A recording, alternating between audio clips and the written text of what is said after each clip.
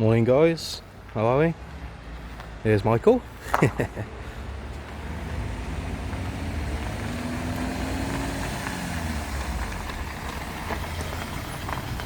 Morning bro. Okay, good, mate. How you doing bro? What's going on? You ready today? Yeah. Got those tools that's for. Oh god, what you bought? What you bought?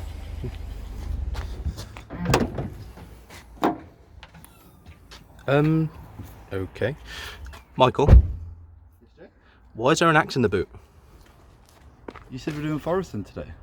No Michael, that's not what I meant. Oh, Jay, you meant the Forester, not foresting. Exactly. Say hello Molly.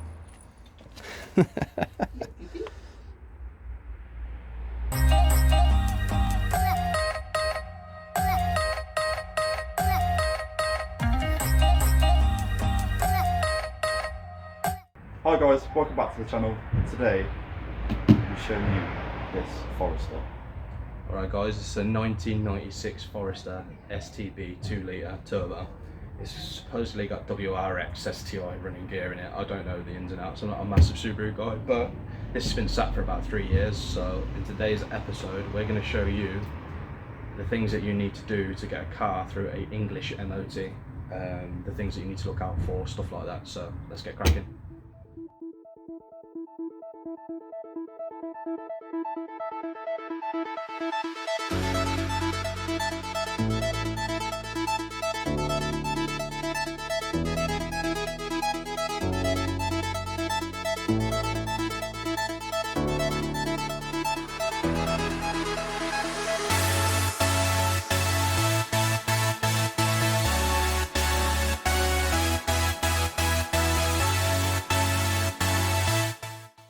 Right guys, one thing you want to look out for when a car's been sat for a while is the tyres.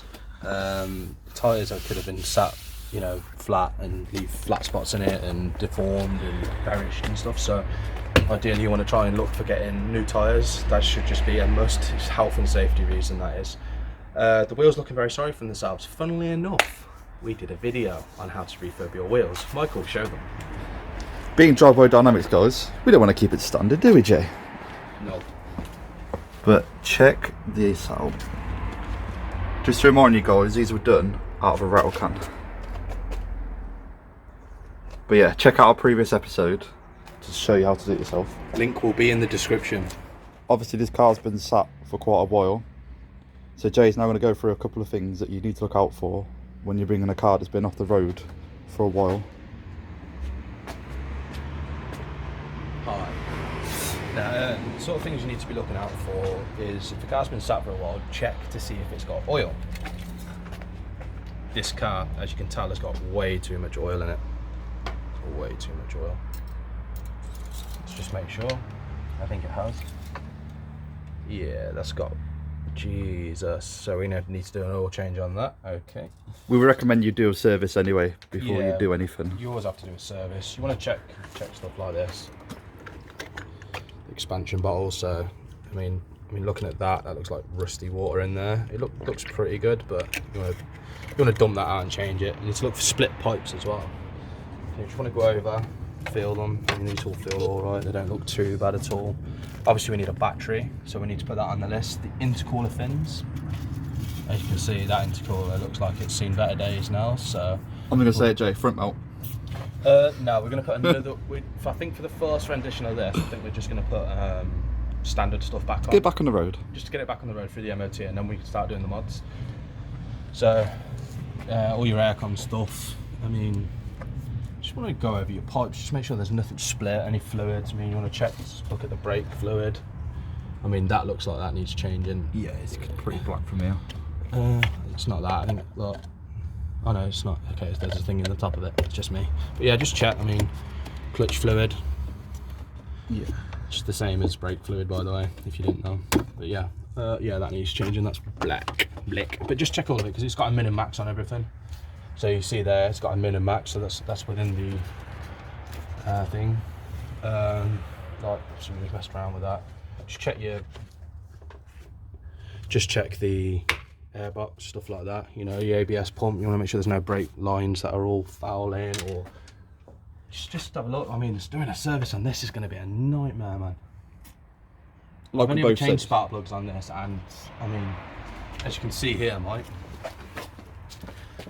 if you can look in there, that's the gap we've got to get spark plugs out and in and change the coil. Yeah. So This is quite new territory for us, to be fair. This kind of engine setup. And this nice boxer engine for me to learn on. But yeah, I just want to check, because I mean, what, that boost pipe there, that's just... I mean, in terms of pipe width, first glance from someone who's not really done much work on cars, these look pretty good. Yeah, they're pretty good. They're not that bad. They're really good. And I know we tried to turn it over beforehand. I didn't know there was that much oil in there though, that's the only issue. Something to look out for as well is suspension. So you want to walk around the car and check the level, and if it's equal both sides, then generally the suspension is fine. You also want to check to see if there's no nasty noises or anything. You can do something simple by putting both hands, nothing thingy, just a little shove, and you can see here that the car's very bouncy. Yes. So that works. You also want to check out a few of the little bits and bobs. Let's get to it.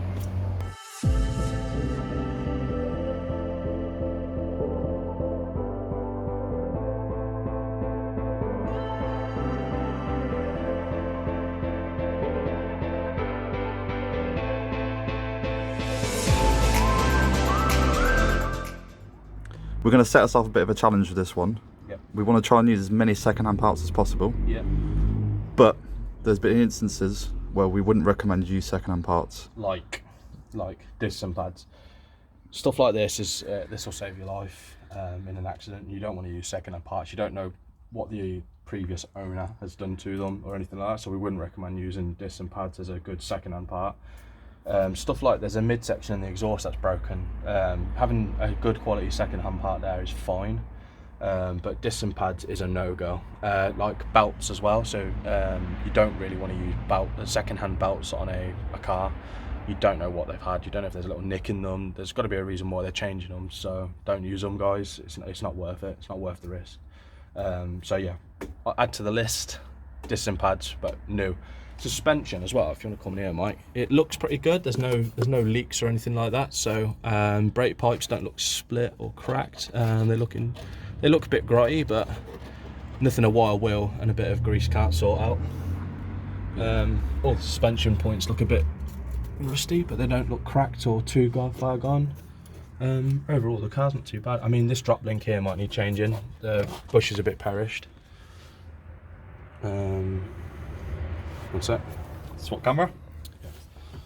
Overall, you want to change. Oh god, the car's annoying. Yeah, overall you want to change this bush here. See, it looks very perished. That's not very good. So yeah, realistically, you want to change that bush there. It's a drop link, so you want to check all these. They're plastic anyway, so they tend to get a bit brittle. But it's a bit of rust. Nothing too bad. No splits or cracks. A little bit of rust there we can treat.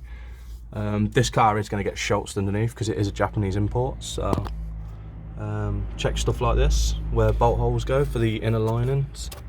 Looks alright. It don't look too bad at all under there.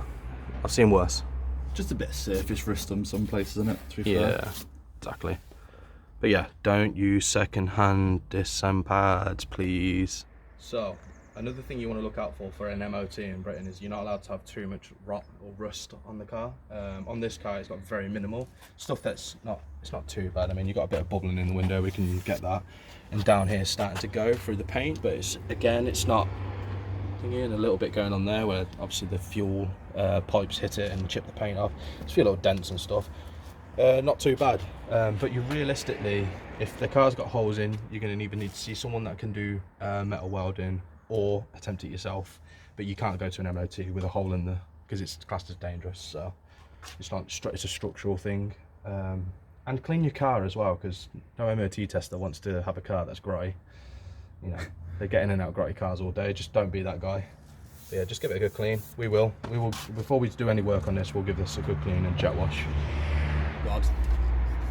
So we've compiled a bit of a list of things that we need to do on this car. We haven't shown you all of it because some of it's pretty common sense. Yeah.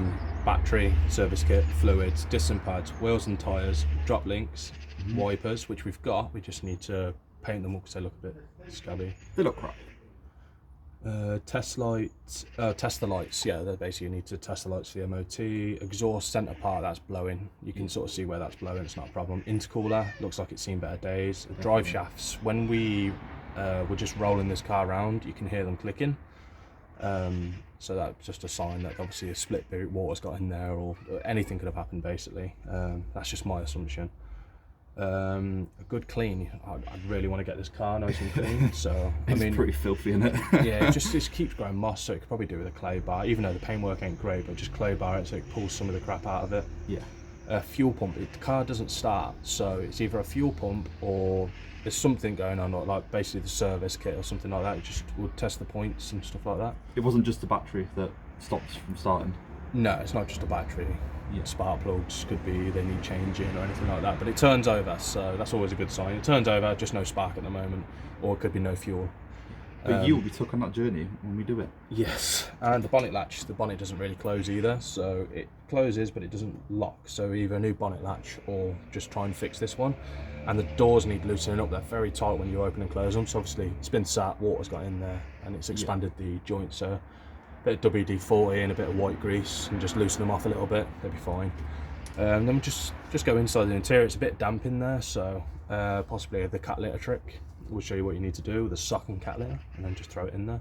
Yep. But overall, we're going to try and do this for cheap as well, on second-hand parts mainly, apart from the stuff that we've told you about. So we're going to go away, we're going to go and collect some stuff, and then probably do this in 2 parts maybe. Do half the list one day and then like maybe get it started, change all the fluids, stuff like that. Yep. And then we'll get the tyres mounted to the wheels and get the disc and pads changed and then give it a bath sort of thing. And then just go over a few things. So in the next episode, I think we're going to get this car started and running. There's way too much oil in it at the moment, so that needs to be drained out. There's a fair bit we've got to check out as well. Like I say, a link will be in the description for the last video about how to paint your wheels. Good response on that last video, thank you again. Yeah. If you could share, like and subscribe, that'd be absolutely phenomenal. I really appreciate it. We're growing. We really appreciate it because we are a team. Yes.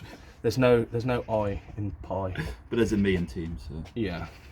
But yeah, we do appreciate it, guys. Yeah, the next episode we're actually going to do some actual work. I can't wait for it. Get stuck in.